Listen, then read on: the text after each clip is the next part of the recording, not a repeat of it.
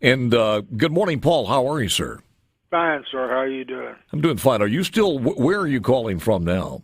I'm calling from the VA hospital or nursing home We just Oxford, Mississippi. we just had Stacy Pickering on talking about the VA hospitals and everything. So, well, first of all, thank you, sir. Thank you for your service.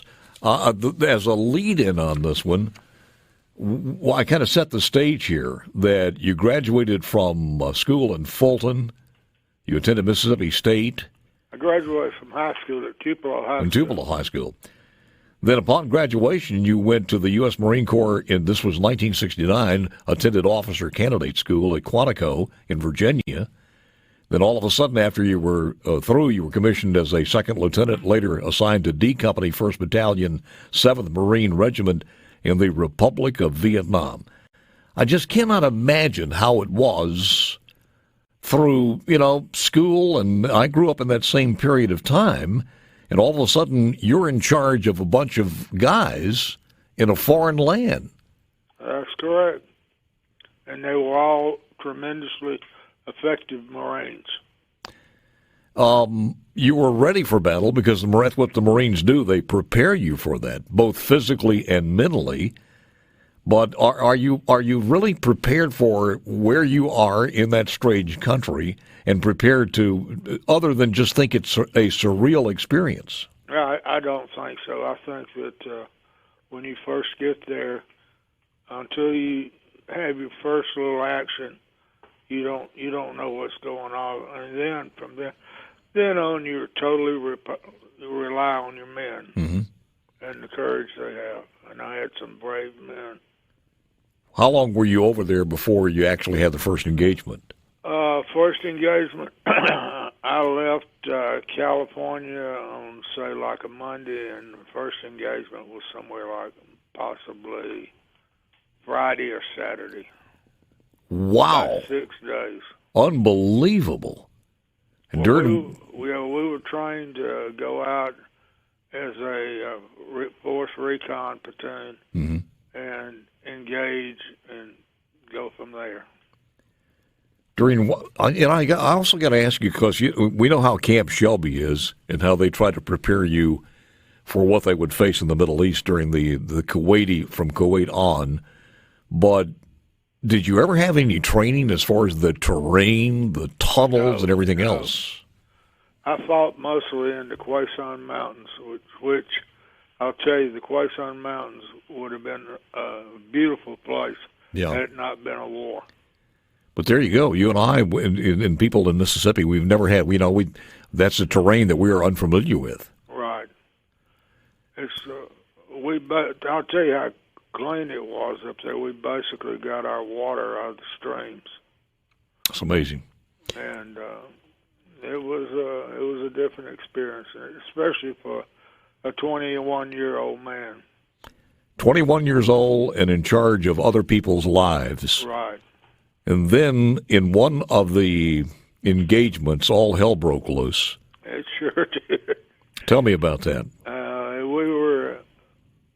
We were actually in the Quaisans, and we were going uphill 881, and we were actually trying to get to another unit that was pinned down, and it hit the fan there.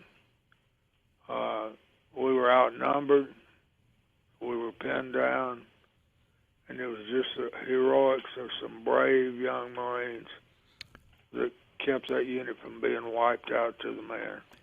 You start talking about your radio telephone operator, and you also, tremendously important to have that communication. Absolutely. I guess you tried to call in air support, or was that a possibility? We tried to call in anything we could get. Mm-hmm.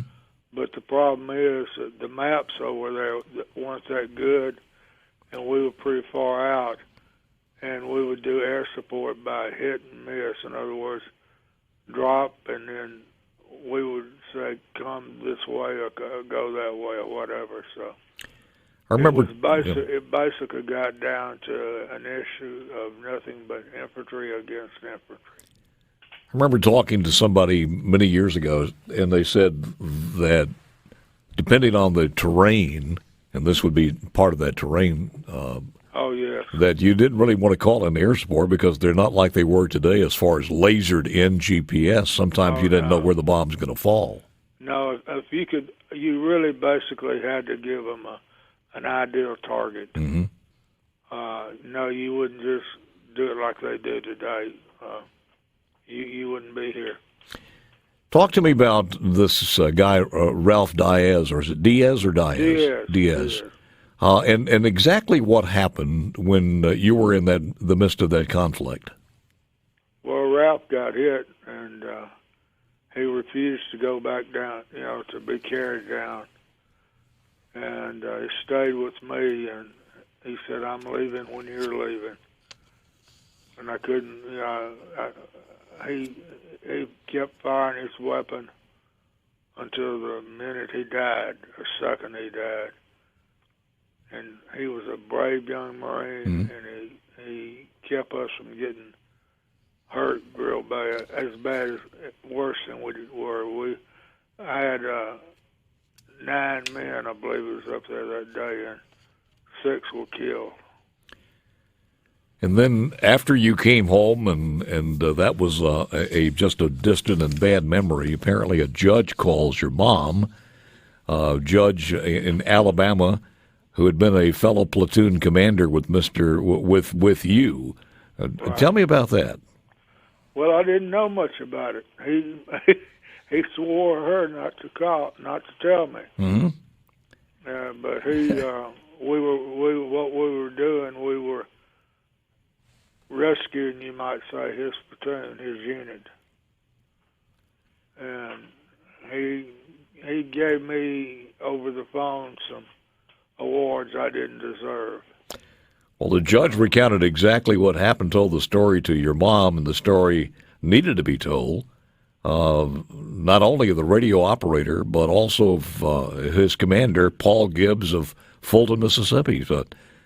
And he related that the platoon was dispatched to the aid of that platoon. And tell me exactly what you did. Well, we got to the area where we could give them fire, and we put a tremendous amount of fire on them, not only rifle rounds but hand grenades, and they pretty well fought us off for a while. And they had higher ground, and that's one thing you always wanted. In infantry battle, you wanted the high ground, and they had higher ground than we did. In other words, they were just shooting straight down at us, you might say. And that's where our Marines, had a lot of courage to advance as I was asking them to or telling them to. And the good Lord was our Savior there that day. I would imagine, just from what the judge said as the commander at that time of his own platoon, just seeing you and the severity of your wound, he was thinking, you're not going to last long. Well, I was, too. So I don't want you to describe your wound, but it must have been pretty open and ugly. Well, I was hit. If you know where the femoral artery is, mm-hmm. it just missed that artery. If it hit that artery, it would have, in my right leg, it would have ended my career real quick because nobody could get to me. But it broke my bone. It broke that bone. And a part was sticking out the front side, and the other part was sticking out the back side. And now I can remember that battle just about any time I want to. I would imagine you can. I was 6 feet tall, and so now I'm 6 feet tall in my right leg, and I'm 5'11" and a half in my left leg. Judge said that looking back on that, you refused evacuation until all the Marines were safely evacuated. Well, those were my people, and I had to take care of them. I got a final segment coming up in a moment or two. I want to finish the story if you could hold on. All right. That is Paul Gibbs, the final part of him. Back with our guest, Paul Gibbs. You still there, sir? Yes, sir. I do want to mention this, that when the judge, who was the platoon commander of the other platoon that you came to the aid of, saw you the first time, as I mentioned, he thought, well, this guy's not going to be hanging around long, but you refused, continued to give fire. They completed their task. There were several evacuations, and after the evacuations, they returned again even later and thought there is no way on God's green earth that this guy's still going to be alive. And again, you surprised him. Well, the good Lord help me. But here's the part that I love about this.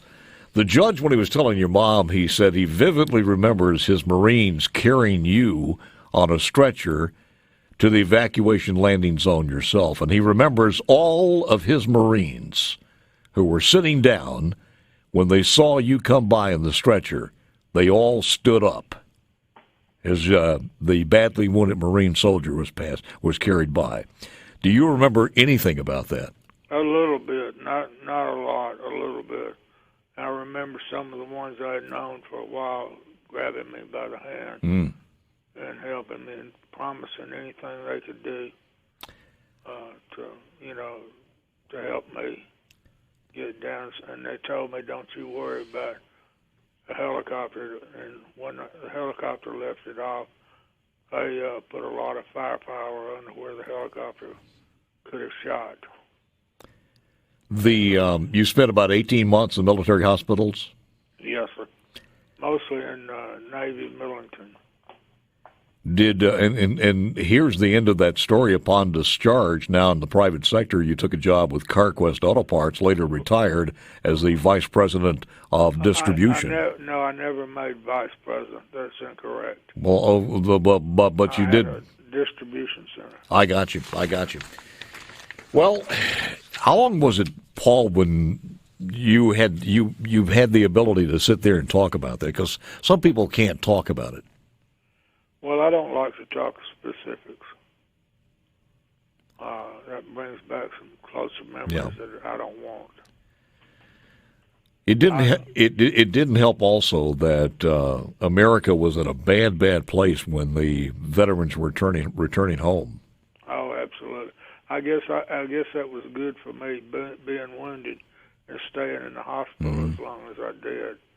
I got a chance to reevaluate what was going on. Did those wounds suffered during that engagement haunt you for the rest of your life? In other words, have they been with you as far as your ability to function? Absolutely. But I don't regret getting them under the circumstances. And my man. Talk to a lot of people who say that the thing that they remember the most are the people they serve with. Absolutely that. Sometimes, just to give you an example,